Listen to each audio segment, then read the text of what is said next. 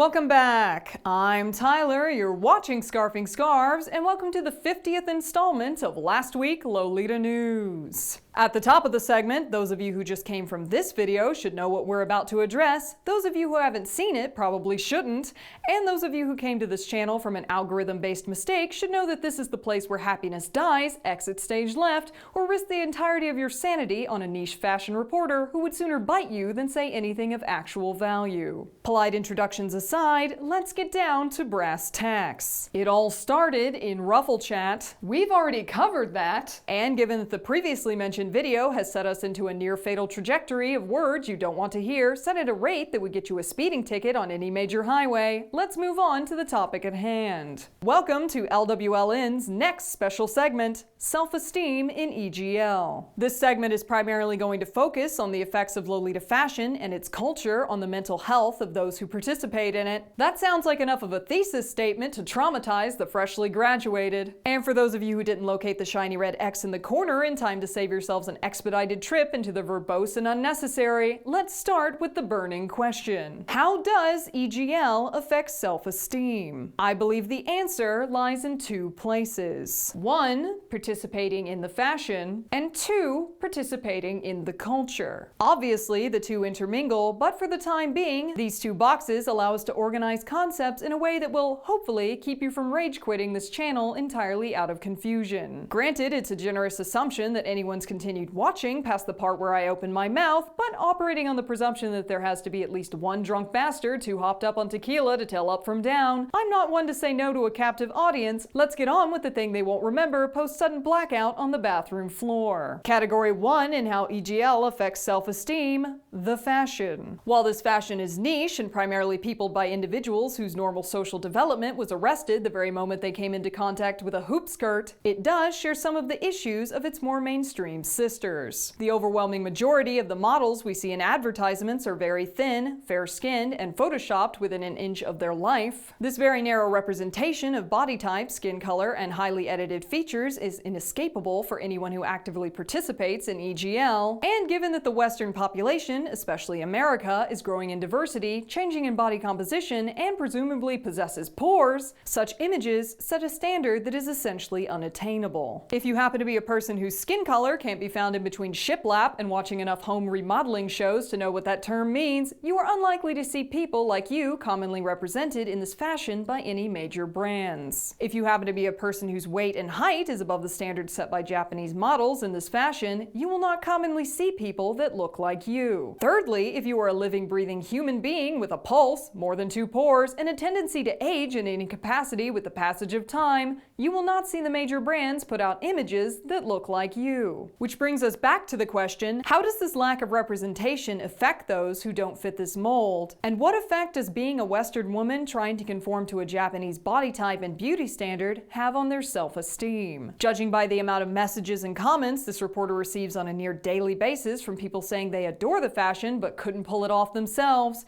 the experiences of Lolitas of color who receive similar messages from girls who thought they couldn't join the fashion because they weren't white or pale, and the ongoing struggle of women of differing body types who see a fashion advertised by very small weights and frames, I'd say the effect is palpable. Too many see the outer bounds of this fashion as represented by major brands and see nothing of themselves. This can make getting into this fashion difficult, and once you're in, swimming in a sea of imagery that makes people feel like they don't belong, that they're not good enough for Lolita. And that is not the only aspect that can affect someone in this fashion, which leads us to category 2 in how EGL affects self-esteem, the culture. While a boogeyman at best, the fallacy that one must dress head to toe in expensive Japanese brand dresses and accessories to be accepted as a Lolita persists among new members. An undercurrent of fat shaming continues in the depths of this community, and while it may seem redundant to mention weight once more as we've already addressed the lack of representation for diverse sizes,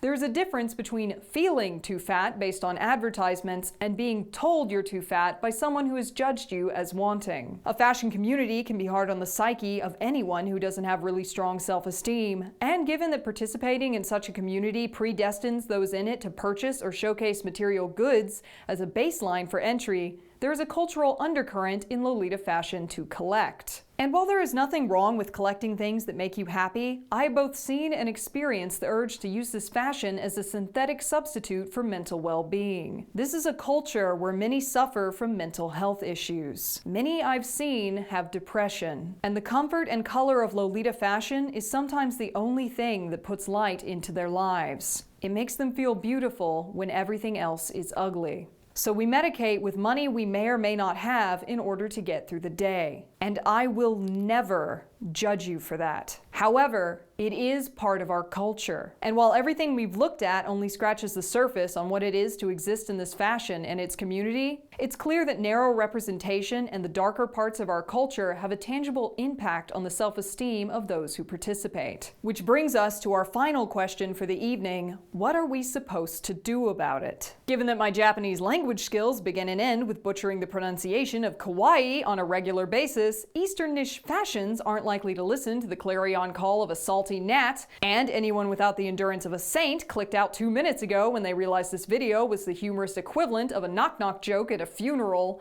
The best remedy is likely to take effect on an individual level. Up to this point, I've described this fashion like aesthetic Ebola. The effect has been a general bummer, and the amount of downsides I've found in a community of pastel pink, lace, and near childlike glee would be almost impressive if it weren't the work of a woman who can look at almost anything and immediately tell you 10 reasons why it will lead to your untimely demise. There has to be a reason that so many people participate in a fashion that I describe like it would put any normal person in the morgue. And those reasons, I'm glad to say, are many. Feeling beautiful without feeling forced to showcase sexuality is at the forefront of EGL and its culture. Unapologetic reveling in all things cute and feminine is a cornerstone, and the rejection of society's expectations for what grown women are or aren't supposed to enjoy are thrown to the wayside in favor of a celebration of lace and bows. Many perform femininity on their own terms. This community accepts all genders as welcome, and the rejection of the male gaze as a reason for ornamentation means that Lolitas are dressing for themselves and themselves only. Many experience the reclamation of their bodies in this fashion as something that is their very own, to do with and present as they will. Lolita fashion tells us that beauty is not confined to special occasions, but that it exists in the everyday. And more importantly, that we can live that for ourselves. Which, while simple, amounts to a radical divergence from what society expects women to live for. Grow up, it says. Get a job.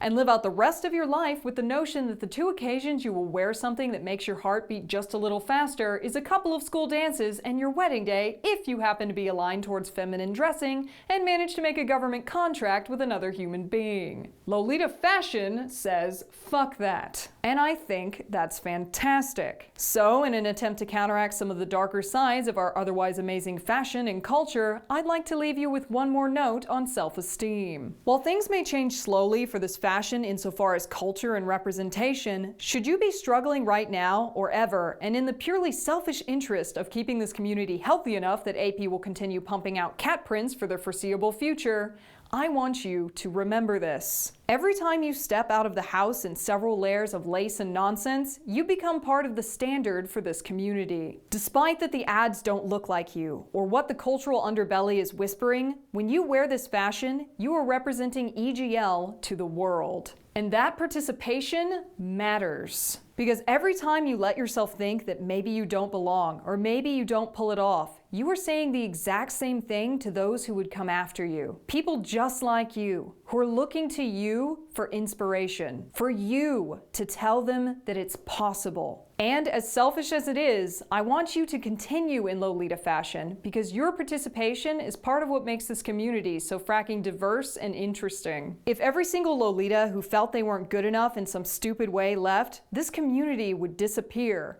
And personally, I'd rather share space with people just as fucked up as I am than 1,000 poreless aliens any fracking day. I want you to be here. Others need you to be here. And whether my purely selfish reasons motivate you or not, I like to hope that you will stop letting narrow-minded, nigh impossible standards built by bullshit artists to sell deeply questionable merchandise define your worth. Fight me! That's all the time we have for tonight. Thank you for watching Last Week Lolita News. This has been Tyler. You've been watching Scarfing Scarves, and before you wobble out of the room wondering what kind of half-cocked Tony Robbins bullshit you just stumbled in on, you should know that this insufferable preaching is sponsored in part by BB&B. They are the source behind the best fracking jewelry known to mankind, and if there is anything left post the run on their stock by people who are either going to buy things after this video or go stark raving mad, you can find their offerings at bbnb.net. Link to their shop below, and to wrap things up with a big fracking bow, I'd like to thank my patrons for participating in the rotating circus of pastel horrors. I'm deeply sorry for what I put you through, and should you like to join a slowly growing squadron of people whose priorities bend towards salt and nonsense, you can head over to patreon.com/lastweeklolitanews for more content that is best left locked away from the general public for safety concerns. I will not be held responsible for sudden urges to yeet the species. Thanks again, guys, and I'll catch you next time.